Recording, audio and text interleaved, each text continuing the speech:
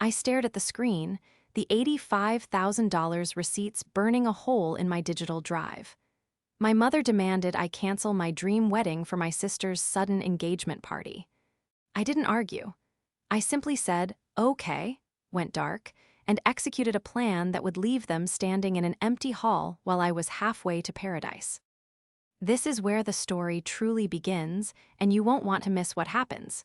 Make sure you're subscribed to see it through to the end. We're always curious. Where in the world are you all watching from today? Let us know in the comments. The notification didn't look like a bomb. It looked like a standard iMessage, a little gray bubble on a screen that was currently displaying a spreadsheet worth $85,000 of non-refundable deposits. I was sitting in my home office, the late afternoon sun cutting across the mahogany desk mark and I had built together. The air smelled of the lavender candle I'd lit to calm my nerves. We were exactly 4 weeks away from the date, October 14th. The date I had secured 18 months ago. The date that was printed on 200 heavy stock, gold-foiled invitations currently sitting on the fridges of our friends and family. My hand was trembling slightly, not from fear, but from the residual adrenaline of finalizing the catering headcount just minutes before. I reached for the phone, expecting a text from Mark asking about dinner, or maybe the florist confirming the peony shipment. It was my mother, Brenda. Your wedding date is canceled. Your sister scheduled her engagement party the same day. We need all family present for her. Call me. I read it once. Then I read it again. I wiped my glasses, thinking perhaps the stress of managing a massive project at work, combined with wedding planning, had finally caused me to hallucinate. I put the glasses back on.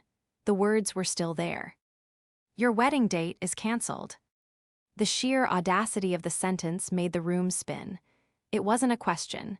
It wasn't a request for a discussion. It was a mandate.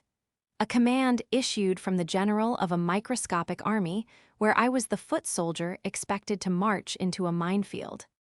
I felt a physical blow to my stomach, a wave of nausea that had nothing to do with the lunch I'd skipped. This wasn't just about a date. This was about the 18 months of meticulous planning, the agonizing choices between satin and silk. The weekends Mark and I spent working overtime to pay for this without asking my parents for a dime. We had paid for everything. Every flower, every chair, every glass of champagne. Zemma. I jumped. Mark was standing in the doorway, his tie loosened, a look of concern etching deep lines into his forehead. He must have seen the color drain from my face. He dropped his briefcase and rushed over, kneeling beside my chair. Honey, what is it? Is it the venue? Did the band cancel? I couldn't speak. I just handed him the phone. Mark took it, his eyes scanning the short message. I watched his jaw tighten, the muscles bunching as he read it a second time. He didn't yell. Mark never yelled, but his silence was terrifying. He set the phone down on the desk with a deliberate, heavy click. She can't be serious, he said, his voice low and dangerous. She is, I whispered, my voice sounding tinny and far away. She always is when it comes to Allison. We have contracts, Emma. We have guests flying in from London and Tokyo. We have spent nearly $100,000. Mark stood up, running a hand through his hair. Does she think this is a backyard barbecue we can just push to next Sunday? She doesn't think, I said, the shock beginning to curdle into a cold, hard knot of realization. She just reacts to whatever Allison wants, and apparently Allison wants October 14th. I looked back at the spreadsheet on my monitor. The row for venue balance was highlighted in green, meaning paid in full. The reality of what they were asking, no, demanding, crashed into me. They weren't just asking me to change a date. They were asking me to set fire to my dreams, my money, and my dignity just to keep my sister warm. I looked at Mark, seeing the heartbreak and the anger warring in his eyes. He had worked so hard for this, too. The betrayal isn't that they asked, Mark, I said, my voice finally finding its strength. The betrayal is that they didn't even hesitate to ruin me. I stared at the phone for 10 minutes before I summoned the courage to dial. Mark sat next to me, his hand gripping my knee, a silent anchor in the rising storm. I put the call on speaker. Finally, Brenda's voice rang out, sharp and breathless. There was no hello, no how are you? Just the frantic energy of a woman on a mission. I've been waiting for 10 minutes, Emma. We have so much to do to fix this. Fix what, Mom? I asked, keeping my tone deceptively even. The schedule, she snapped as if I were a slow child. Allison just decided today. It's so romantic, real. Lai, her boyfriend, you know, the one she met at the club, he proposed this morning. And they want the engagement party to be on the 14th because it's the anniversary of their first date. Or the day they met. Something like that. It's very symbolic for her. I closed my eyes. Mom, the 14th is my wedding day. You know this. You have the invitation. You RSVP'd, yes, 6 months ago. I know, Brenda sighed, the sound of a martyr being inconvenienced. But Emma, you know how Allison is. She's sensitive. She's been so down lately since she lost that hostess job. This engagement is the win she needs. If we tell her she can't have her special day because of your wedding, it will crush her. You're the strong one. You can handle a delay. Allison can't. A delay? I looked at Mark. He was turning red, his knuckles white. Mom, we have spent $85,000. We can't just delay it. The venue is booked. The vendors are paid.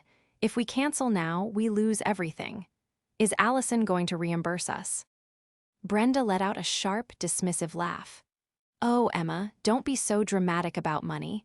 You and Mark are doing so well with your little careers. You can earn it back. Besides, family is more important than money. Your father agrees with me. Does he? I asked. Is Henry there? He's in the garage, she said quickly. But he supports whatever keeps the peace. Look, just move it to spring. Spring weddings are prettier anyway. We need the 14th for the engagement party. We're going to do it at the country club. It needs to be perfect. My heart hammered against my ribs. It wasn't just the money. It was the absolute erasure of my existence. In Brenda's world, I was merely a resource to be harvested or an obstacle to be moved to accommodate Allison. My joy was convertible currency for Allison's whims. So, I said slowly, testing the waters of their insanity. You expect me to call 200 guests, cancel all my vendors, forfeit a down payment on a house worth of cash, just so Allison can have a party on a specific Saturday. It's not just a party, Emma. It's her engagement. Why can't you be happy for your sister? Brenda's voice rose to a shrill pitch. You're being selfish. You've always had everything together. Let her have this. I looked at the wedding dress hanging on the back of the door, encased in its white garment bag.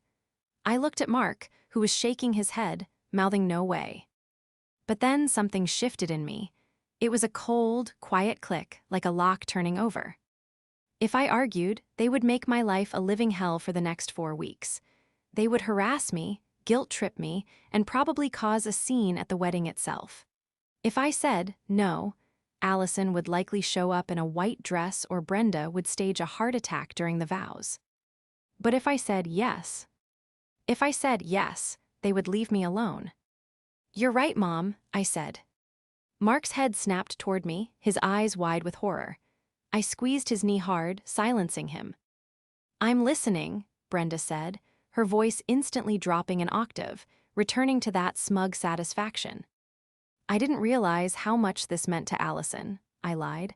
The words tasted like ash, but I forced them out. I don't want to be the reason she's unhappy. If she needs the 14th, she can have it. Oh, thank goodness, Brenda gushed. I knew you'd understand. You're such a good big sister. I'll tell Allison immediately. She'll be thrilled. You should call the venue right now. I will, I said. I'll handle everything on my end. You just focus on Allison's party. We will. Oh, it's going to be marvelous. We'll talk soon, honey. Love you. The line went dead. Mark stared at me, looking as if I'd just stabbed him. Emma, what did you just do? Tell me you didn't just cave to that insanity. I stood up and walked to the window, looking out at the street. I felt calm, terrifyingly calm. I didn't cave, Mark, I said softly.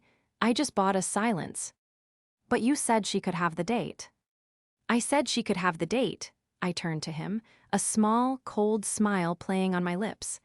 I didn't say I wasn't going to use it. Mark frowned, confused, but if they think it's canceled.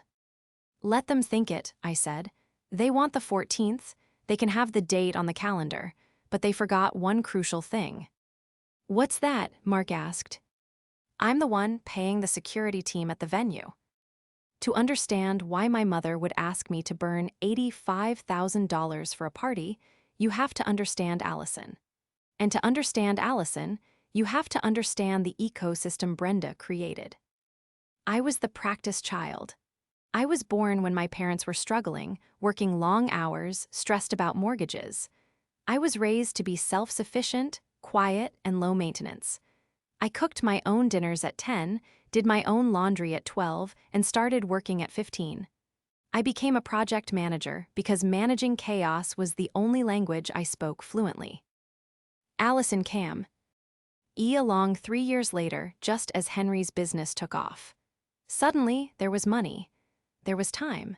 And Brenda, perhaps feeling guilty for how hard she'd been on me, decided that Allison would never know a moment of discomfort. Allison wasn't raised, she was curated. If she cried, she got a toy. If she failed a test, the teacher was fired. If she wanted my toy, I was told to share. If I wanted her toy, I was told to grow up. By 26, Allison was a professional aspiring everything. She had been an aspiring actress, an aspiring model, an aspiring DJ, and now an aspiring lifestyle influencer. She had never held a job for longer than 3 months. She lived in a condo my parents paid for, drove a car my parents leased, and wore clothes my parents bought. And then there was Henry, my father. I called him 10 minutes after hanging up with Brenda, hoping against hope that there was some sanity left in the gene pool. "Dad," I said when he answered, "did you know Mom told me to cancel the wedding?" Henry sighed. It was a long, rattling sound, the sound of a man who had given up on having a spine decades ago. "I heard them talking about it, Emma." "And you didn't think to stop them?" I asked, my grip tightening on the phone. "Dad, it's 85 grand, it's my wedding." "I know, honey, I know," he mumbled. "But you know how your mother gets, and Allison, she's really excited about this guy. What's his name? Chad, Brad." "You don't even know his name," I asked, incredulous. "I met him once," Henry admitted. "Seemed energetic. Look, Emma, just do what your mother says. It's easier. You've always been the reasonable one. Just change the date. I'll send you a check for $1,000 to help with the fees." $1,000. It was insulting. It wouldn't even cover the cost of the invitations I'd have to reprint.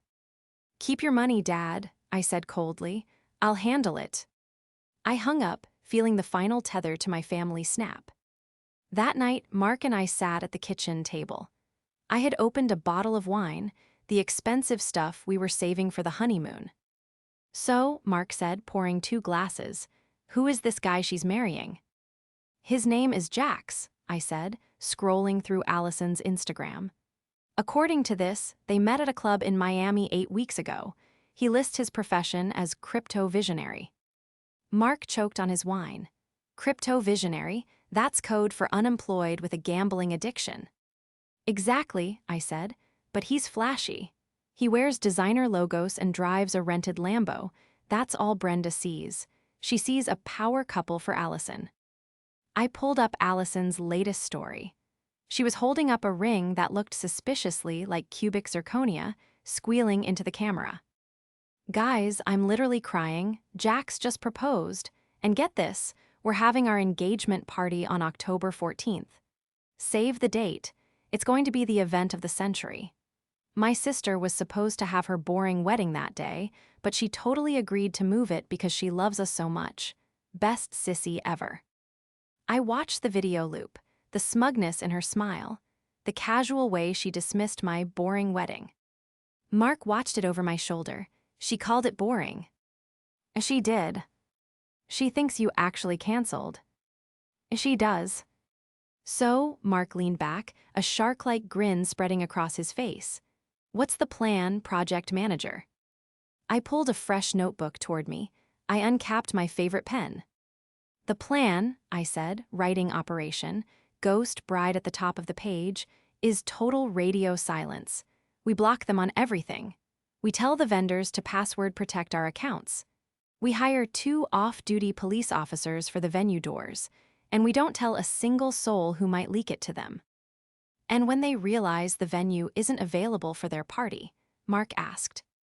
"They won't realize it," I said, "because Mom said she was handling the booking.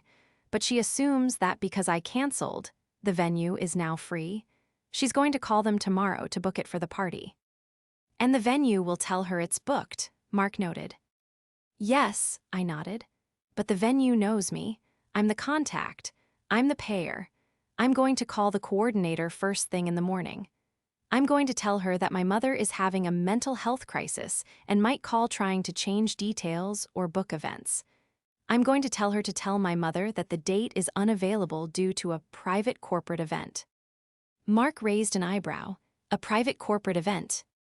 "Technically," I smiled, "getting married is a merger." The morning after the ultimatum, I woke up with a clarity that felt almost surgical. The tears I had shed the night before were gone, replaced by a cold, hard determination. I wasn't just planning a wedding anymore. I was coordinating a covert operation. I sat at my desk at 7:00 a.m., a full 2 hours before my workday began. My first call was to Sarah, the venue coordinator at the St. Reg. Sarah and I had bonded over the last year. She knew I was meticulous, punctual, and that I paid my invoices the second they hit my inbox. "Emma," she answered on the second ring, sounding surprised. "Everything okay? It's early." "Sarah, I need you to listen to me very carefully," I said, my voice steady. "My mother, Brenda, is going to call you today. She is going to tell you that I have canceled the wedding. She is going to try to book the ballroom for an engagement party on the same date." There was a pause. "Excuse me." "My mother is unwell," I lied smoothly. It wasn't entirely a lie. Narcissism is a pathology after all. "She's having a severe episode. She's obsessed with my sister's sudden engagement and has convinced herself that I've agreed to cancel my wedding to accommodate them. I need you to lock down my file. Password protect everything. The password is Ghost Protocol. If she calls, or if my sister calls, you tell them the date is unavailable. Tell them it was booked immediately by a corporate client for a private retreat." "Oh my God, Emma," Sarah breathed. "I am so sorry. You don't have to worry about a thing. We have strict privacy policies. If they aren't on the contract and they aren't, they get nothing. I'll alert security too." "Thank you, Sarah. Also, I'm hiring 2 private security guards. Plain clothes. I don't want a scene, but if they find out and try to crash it." "We'll handle it," she promised. "Your date is safe." Next, I opened my laptop and drafted an email to my guest list. I removed my parents, Allison, and the extended family members who lived in Brenda's orbit, about 30 people in total. That left 170 guests. Friends, colleagues, Mark's family, and the few cousins who knew Brenda was insane. Subject: urgent confidential update regarding the wedding. Dear friends and family, due to a sensitive family matter, there has been a significant change in the guest list. The wedding is proceeding exactly as planned on October 14th. However, my parents and sister will not be attending. To avoid unnecessary drama and harassment, we are keeping the wedding details strictly offline until after the ceremony. Please do not post anything about the wedding on social media until we give the green light. If anyone asks, we are eloping at a later date. Thank you for helping us protect our peace. I hit send. It felt like launching a missile. Mark walked in with 2 mugs of coffee. He looked tired but resolved. "I did some digging on Jax," he said, setting the mug down. And it's worse than we thought," Mark said, pulling up a chair. "I have a buddy in Miami who works in commercial real estate. I asked him to run the name Jax Vane. That's what was on his Instagram. Fake name, I guessed. Partially, his real name is Jackson Vanderbeek, not the actor. Just a guy from Tampa with 3 evictions in the last 5 years." I stared at Mark. 3. And a suspended license for unpaid DUIs, Mark added, scrolling through a PDF on his tablet. He's not a crypto visionary. He was a promoter for a club that got shut down for money laundering 6 months ago. Since then, he's been couch surfing. Allison isn't his fiancée, she's his Mark. I felt a pang of pity, sharp and brief, before I remembered Allison's laugh when she called my wedding boring. Does he have any money? None. His credit score is in the low 400s. He's looking for a payday. And he probably thinks Henry, with his successful construction business, is a whale. He's going to drain them, I realized. He's going to let Brenda throw this massive engagement party, probably try to get Dad to invest in some non-existent coin, and then vanish. Unless we stop him, Mark said. I looked at the calendar. We were 3 weeks out. We can't stop him, Mark. If we tell them now, they'll say we're jealous. They'll say I'm making it up to ruin Allison's moment because I'm bitter about the date. So we just let him do it. No, I said, opening a new folder on my drive labeled the evidence. We compile the file. We get the court records, the eviction notices, the mugshots, and we wait for the right moment to drop the hammer. The explosion happened 3 days later. I was in a Zoom meeting with my VP when my phone lit up. Mother calling, then mother calling again, then a text, pick up now, then mother calling. I excused myself from the meeting, my heart doing that familiar anxious gallop, and answered. What did you do? Brenda screamed. There was no preamble. The sound of her voice was so loud I had to hold the phone away from my ear. Hello to you too, Mom, I said calmly, walking into the kitchen. What are you talking about? The venue, the St. Regis? She was hyperventilating. I just called them to book the engagement party. I told them you canceled and that we wanted to take over the reservation. And do you know what that woman told me? I assume she told you the date was unavailable, I said, leaning against the counter. She said a corporate retreat booked it. A corporate retreat, Emma? How is that possible? You just canceled 3 days ago. How could they book a massive event that fast? I don't know, Mom, I said, injecting a note of feigned exhaustion into my voice. The St. Regis is a very popular venue. Sarah told me they had a waiting list a mile long. As soon as I released the date, they probably auto-dialed the next client in line. That's how business works. You should have held it for us, Brenda shrieked. You should have transferred the contract directly to Allison. You didn't ask me to transfer it, I reminded her. You told me to cancel. You said, your wedding date is canceled. So I canceled. I released the hold. You can't have it both ways, Brenda. Don't you dare use that tone with me. Allison is devastated. She had her heart set on that ballroom. It was going to be her Cinderella moment. There are other venues, Mom, I said. Why don't you try the community center or the golf course? The golf course is for weddings, Emma. This is an engagement. It needs to be high-end but modern. The St. Regis was perfect. Now we have nowhere. Well, I said, taking a sip of water. Maybe it's a sign. A sign of what? She snapped. That you're rushing this, I said, dropping the first breadcrumb. Mom, have you actually looked into Jax? Like, really looked into him? There was a silence on the other end, cold and sharp. What is that supposed to mean? I mean, I continued, Mark and I did a little digging, just for safety. Mom, the guy has 3 evictions. He doesn't have a job. He's using a fake name on social media. You are so jealous, Brenda hissed. The venom in her voice was palpable. I knew it. You're making up lies because you can't stand that your sister landed a man who is exciting and handsome and wealthy while you're stuck with Mark. Mark is an architect who owns his own firm, I defended, my voice hardening. Jax is a grifter from Tampa. Stop it, she yelled. I don't want to hear another word of your poison. Jax is a visionary. He's going to make millions. He told us all about his investments. He's just liquidating some assets right now to buy Allison a house. You're just bitter because your boring little wedding is gone and nobody cares. Nobody cares, I repeated, the words cutting deep despite my armor. No, nobody cares about your spreadsheets and your timelines. We care about passion, Emma, something you wouldn't understand. Since you ruined the venue, you can pay for the deposit on the new one. Excuse me. You released the date too fast. It's your fault we lost the St. Regis, so you can pay the deposit for the Ritz. It's the least you can do. I almost laughed. It was so absurd, so perfectly Brenda. No, I said. What did you say? I said no, I'm not paying for Allison's party. I canceled my wedding for her. I lost $85,000 for her. I am not spending another dime. If you don't pay, Brenda threatened, her voice dropping to a low growl, don't bother coming to the party. Or Christmas, or anything. Okay, I said.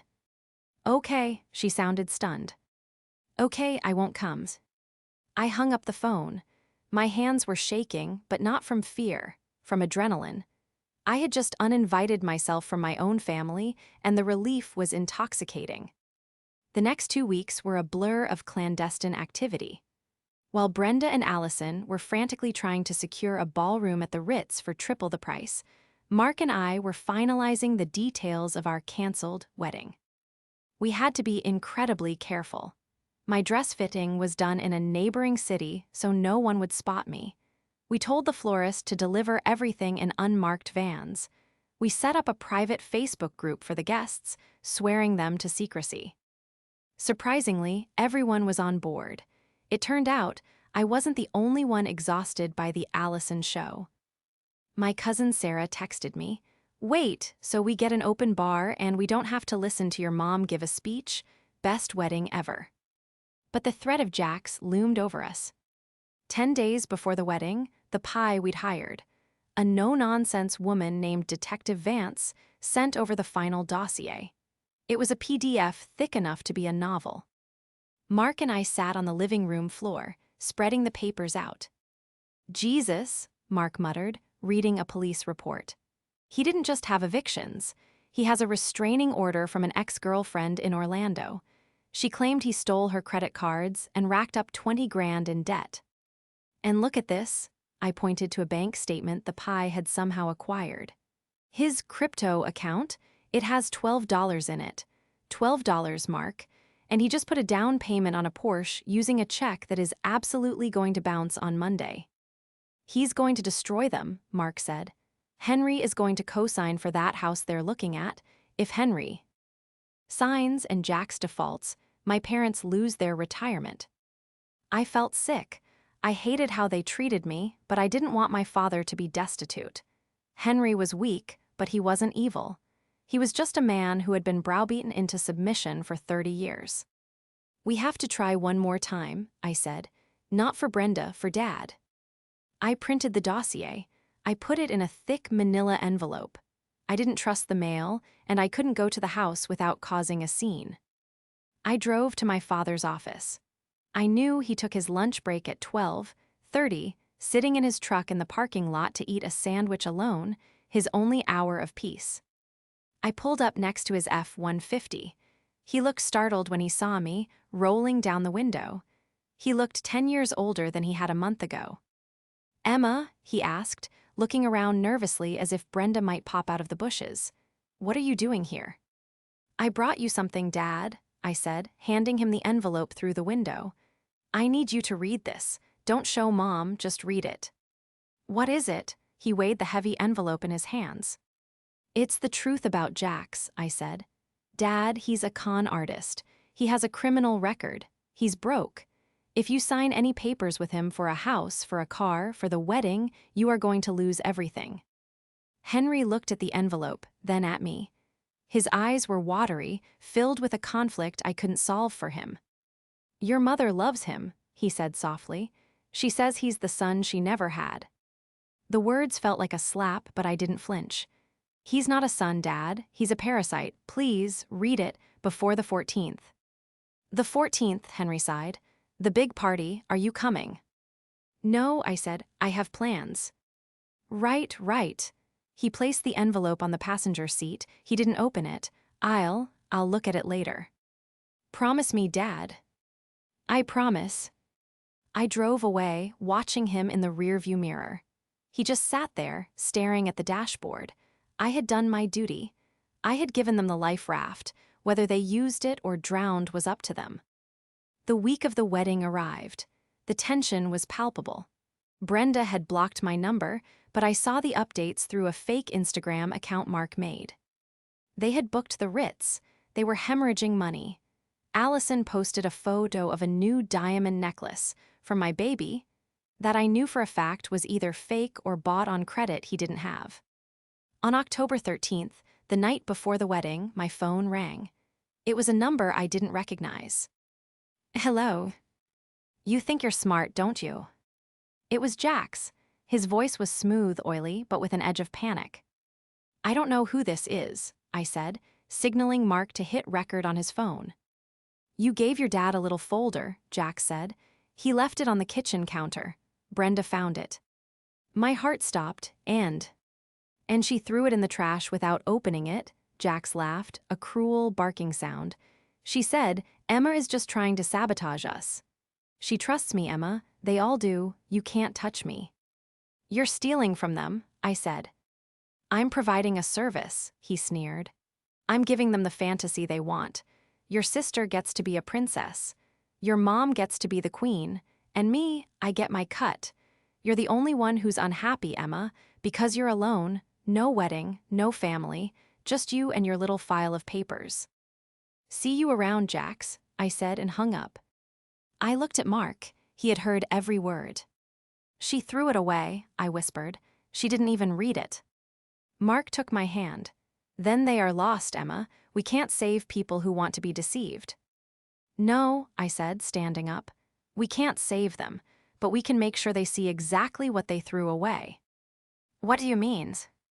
"Tomorrow is our wedding," I said. "And I'm done hiding. I'm unlocking my Instagram. I'm telling every guest to tag me. I want the algorithm to push our photos right into their feed while they're sitting at that engagement party." "That's petty," Mark smiled. "No," I corrected him. "That's justice." The morning of October 14th dawned bright and clear. The sky was a piercing blue. I put on my dress, the silk cool against my skin. I looked in the mirror and saw a woman who had walked through fire and come out made of steel. I was ready. The ceremony was flawless. It was everything the last few months hadn't been: peaceful, genuine, and filled with love. When I walked down the aisle, my father wasn't there to give me away. I walked alone, but I didn't feel lonely. I felt powerful. I saw Mark standing at the altar, tears in his eyes, and the chaos of my family felt like it belonged to a different lifetime. We exchanged vows in the St. Regis courtyard, under a canopy of white wisteria. When the officiant pronounced us husband and wife, a cheer went up from our 170 guests that was loud enough to shake the leaves from the trees. We moved into the ballroom for the reception. The room was bathed in soft amber light, the tables set with the linens I had chosen 18 months ago. We ate, we drank, we danced. It was perfect. At 8:00 p.m., I gave the signal. "Upload them," I told my maid of honor. Within minutes, hundreds of photos hit Instagram and Facebook. Emma Ann Marqued #St. Regis finally love wins. I unlocked my profile. I tagged the location. I knew exactly what would happen. Allison lived on her phone. She would be at her engagement party at the Ritz, a party that was likely underattended and over budget, scrolling for validation.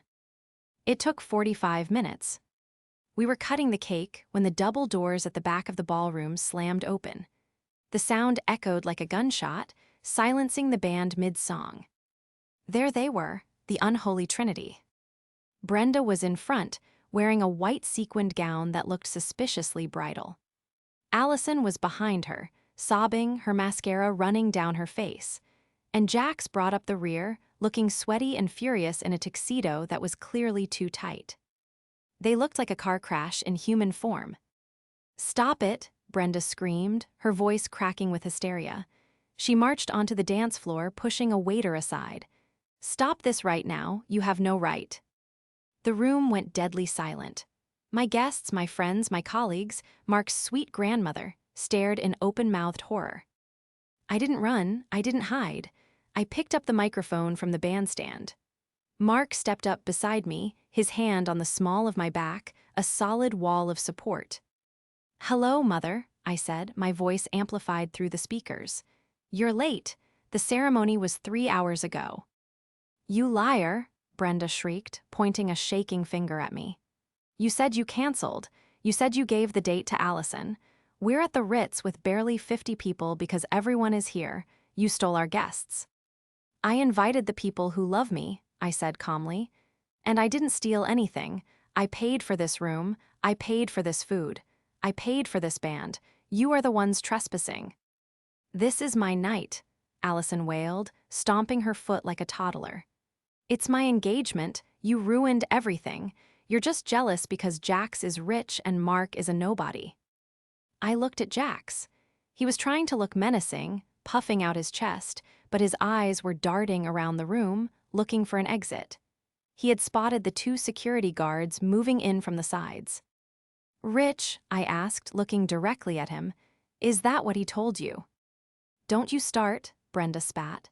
"Don't you dare try to ruin his reputation with your lies. Jax is a visionary. He's worth 10 times what you are." "Jax," I said, addressing him directly, "why don't you tell them about the Porsche?" He froze. "Shut up," he growled. "Tell them," I continued, my voice hard as diamond. "Tell them how the check bounced yesterday. The dealership called me, actually, because you put my number down as a reference without asking." Gasps rippled through the room. Brenda looked confused. "What? That's a mistake. The bank made a mistake." "And the house?" I pressed. "The one you were going to buy with Dad's money? I checked the county records this morning. The seller is an LLC registered to you, Jax. You were selling a house you don't own to my father, essentially laundering his retirement fund straight into your pocket." "She's lying," Jax shouted, lunging forward. "She's crazy. Brenda, let's go." "I'm not lying," I said, reaching into the pocket of my wedding dress. Yes, it had pockets, and pulling out a folded piece of paper. "I have the police report from Orlando right here. Grand theft, fraud, identity theft, and, oh yes, an active warrant for your arrest in the state of Florida for skipping bail." The color drained from Brenda's face. She looked at Jax, then at me, then back at Jax. "Jax, what is she talking about?" Jax didn't answer. He turned and bolted for the side exit. But he didn't make it. The security guards I had hired weren't just bouncers. They were off-duty police officers. And because of the active warrant I had tipped them off about, they were on duty the second he stepped into the room. One of them tackled Jax before he reached the fire exit. It was swift, brutal, and humiliating. Jax was pinned to the plush carpet of the St. Regis ballroom, handcuffs clicking into place while my wedding photographer snapped photos like it was the paparazzi shot of the century. "Get off him," Allison screamed, trying to hit the officer with her purse. "That's my fiancé." "Ma'am, back away or you'll be arrested for obstruction," the officer barked. Allison recoiled, wailing. Brenda stood in the center of the dance floor, alone. The white sequin dress suddenly looked ridiculous. She looked at Jax, being hauled to his feet, reading him his rights. She looked at the guests, who were whispering and pointing. Then she looked at me. There was no apology in her eyes, just pure, unadulterated hatred. "You did this," she whispered. "You set him up. You destroyed your sister's happiness on purpose." I walked down the steps of the stage until I was standing right in front of her. "I didn't destroy anything, Mom," I said, my voice low enough that only she could hear. "I saved Dad from bankruptcy. I saved Allison from marrying a felon, and I saved myself from you." "You are dead to me," she hissed. "Good," I said, "because I have a plane to catch." I turned my back on her. "Security," I called out. "Please escort these uninvited guests out. We have a party to finish." As the officers dragged a shouting Jax out, with a sobbing Allison and a stunned Brenda trailing behind, the band struck up a new song. It was "Hit the Road, Jack." The room exploded in applause. We didn't stay for the rest of the reception. We left the party in the hands of my capable maid of honor and slipped out the back door. Mark and I drove straight to the airport, still in our wedding clothes, fueled by adrenaline and champagne.